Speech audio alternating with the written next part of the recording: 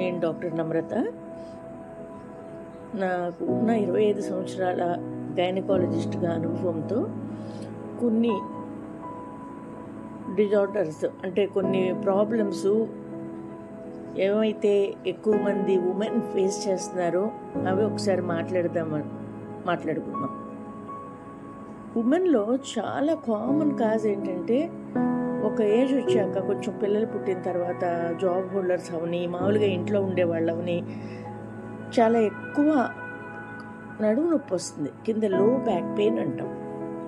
లో back pain ఎందుకు వస్తుంది? దానికి వేరియస్ కారణాలు ఉంటాయి. కొన్నిసార్లు పోస్చరల్ డిజార్డర్ అవ్వచ్చు. ఎందుకంటే కూర్చునే ఆ సీట్ని బట్టి జాబ్ చేసేవాళ్ళు అలాగా కొంతమందికి నడుము నొప్పులు అలాగా వచ్చేస్తుంటాయి.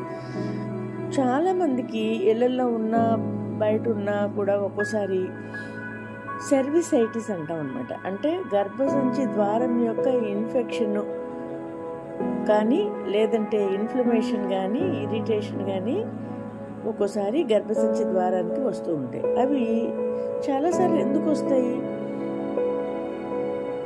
పిల్లలు పుట్టిన తర్వాత నార్మల్ వెజైనల్ డెలివరీస్లో ఒక్కోసారి వస్తూ ఉంటాయి. ఒక్కోసారి చాలా యంగ్ ఏజ్లో సెక్షువల్ రిలేషన్షిప్ ఉంటే వస్తాయి. మల్టిపుల్ పార్ట్నర్స్తో రిలేషన్షిప్ ఉంటే వస్తాయి. Sexual diseases, sexually transmitted diseases ఉన్న మేల్ పార్ట్నర్తో సెక్షువల్ రిలేషన్ ఉన్నా కూడా వస్తుంది.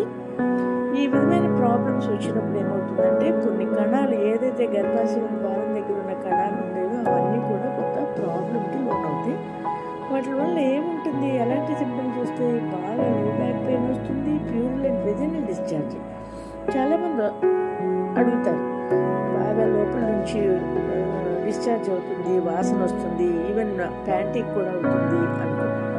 సో ఇలాంటి ప్రాబ్లమ్స్ ఈ సర్విసైటిస్ వలన వస్తాయి.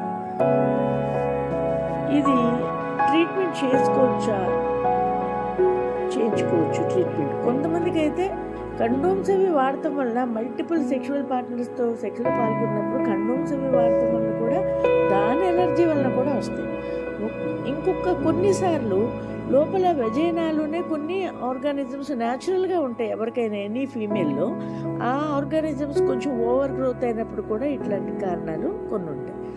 సో మీరు వచ్చిన వెంటనే ఇమీడియట్గా మ్యాక్సిమం ఒక 5 to 10 days అబ్జర్వ్ చేస్తారు. ఏంటిది డిశ్చార్జ్ ఎలా అవుతుంది, వాసన వస్తుందని. ఇమీడియట్గా మీరు ట్రీట్మెంట్ చేసుకోవడం మంచిది.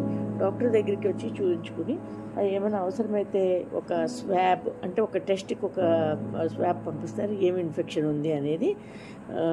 లేదు అంటే వాళ్ళకి దానికి గల కారణాలు అడుగుతారు.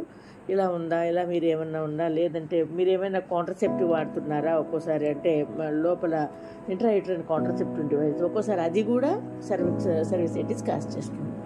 సో ఇవన్నీ చూసుకుని ట్రీట్మెంట్ తీసుకుంటే తగ్గిపోతుంది. వేరియస్ కైండ్స్ ఆఫ్ ట్రీట్మెంట్స్ ఉంటాయి. మెడికల్ ట్రీట్మెంట్ ఉంటుంది, ఇంకా వేరే కొన్ని క్రయోథెరపీలు ఉంటాయి. ఇట్లాంటివి ఏమైనా సరే దాని అవసరాన్ని బట్టి అవకాశాన్ని బట్టి ఇస్తారు.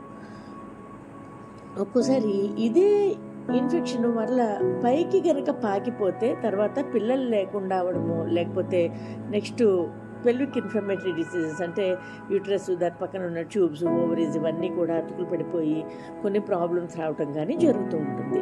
ఇలాంటి ప్రాబ్లమ్స్ అన్నీ కూడా రాకుండా మనము నీట్గా డాక్టర్కి చూపించుకొని ఈ ప్రాబ్లమ్స్కి సొల్యూషన్ వెతుక్కొని దానికి డ్రగ్స్ అది వాడుకుంటే తొందరగా తగ్గిపోతుంది. Thank you.